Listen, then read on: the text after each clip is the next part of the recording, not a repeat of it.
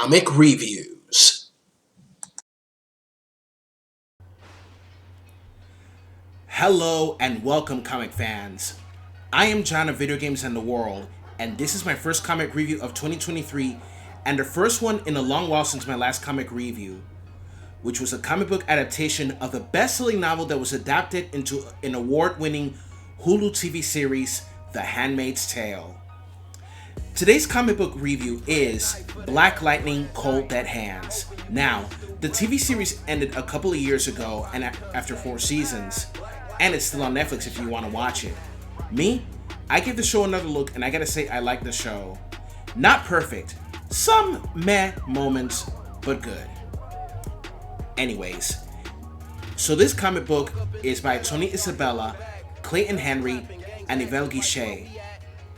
It was a really good comic, very thought-provoking, and has realistic themes in it that reflect what's going on with America regarding the police and the people. And some familiar superheroes appear in this one. With all this said and done, this is Black Lightning, Cold Dead Hands. Enjoy. Jefferson Pierce is a teacher by day, and by night, he is a superhero fighting for justice known as Black Lightning.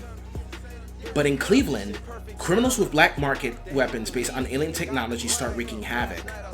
And so, Black Lightning is going to need more than the tech built into his new costume to retake the streets.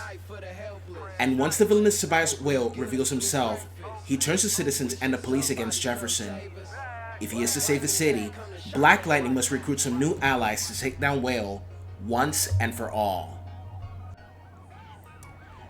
The story was really good. The drawings and panels were pretty awesome as well. We see how Black Lightning fights crime by night and does his duties as an educator during the day. Some familiar heroes are mentioned and later seen as well. At the beginning, we see that Jefferson fights crime, but then there is a twist.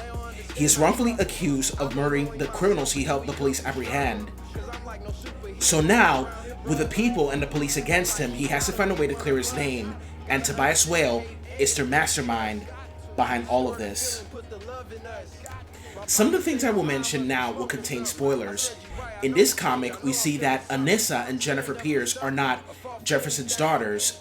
They're his cousins who are being raised by his grandmother.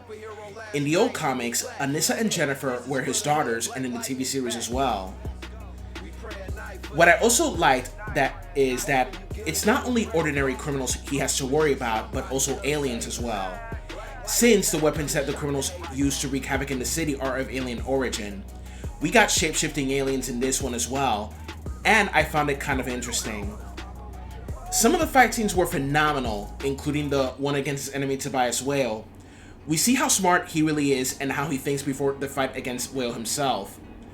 When I read that part, I could hear the voice of Cress Williams and Crondon in my mind. Those two guys knocked it out of the park with their roles in the show. This comic also reflects a sad reality regarding the police and the black community. In this comic, there is a tragic moment where a couple is murdered in front of their 2 children at the hands of the police, and the outcome for justice is a sad reflection of what really happens regarding police brutality. During the funeral, in Jefferson's monologue, he mentions Tamir Rice, who was a tragic victim of police brutality. It's very sad on how the police can be so trigger happy when it comes to shooting innocent people and make up some stupid excuse. And oftentimes they get away with it, and that is something that needs to change. But this comic tells us that not all cops are like that. There are fine police officers who help others and do their duty to protect the people of the city because their job is difficult and dangerous. Unfortunately, there are police officers that overstep their authority, and that is what leads to these tragic events of innocent African Americans who get killed by these types of cops. What's even worse is that the majority of these officers that brutalize these innocent people often get away with it. It's no wonder why the protests and kneeling during the anthem continues. Things have to change for the better. Hopefully one day, no one has to live in fear of the police.